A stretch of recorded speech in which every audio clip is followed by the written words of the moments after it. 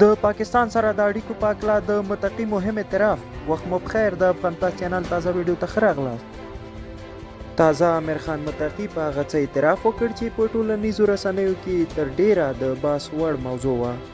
متقي تېره ورځ د پاکستان رسنیو ته تازه دا اعتراف وکړ چې دوی یعنې افغان طالبان د تحریک طالبان پاکستاني او د پاکستان د حکومت ترمنځ د خبرو منځګړیتوب کوي. دا په داسې حال کې ده چې د پاکستان تحریک طالبانو خبرداری ورکړی تر هغې به خپل جهاد ته ادامه ورکړي تر څو چې په پاکستان کې یو اسلامي نظام نه وي قایم شوی. له بله پلوه د متقي د تېرو ورځو د خبرو داسې ښکاره کېدل چې نوموړی په دې ویاړي چې دوی داسې حکومت لري چې اوس د نورو هیوادونو د ستونزو په حل کولو کې منځګړیتوب کوي. خو په نوموړي دا انتقاد دی چې د خپل هیواد درد یې پرېښی او د نورو ستونزې حل کوي. په دې اړه مو خپل نظریات راسره شریک کړئ. دا و د دې مهال تازه ویډیو. تر نورو تازه ویډیوګانو هېر نه کړئ چې زموږ چینل سبسکرایب کړئ. تر بیا ښې چارې.